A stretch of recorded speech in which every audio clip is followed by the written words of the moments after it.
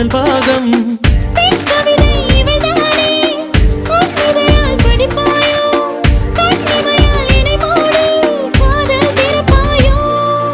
பட்டாம் பூச்சி கூப்பிடும் போது பூவே ஓடாதே.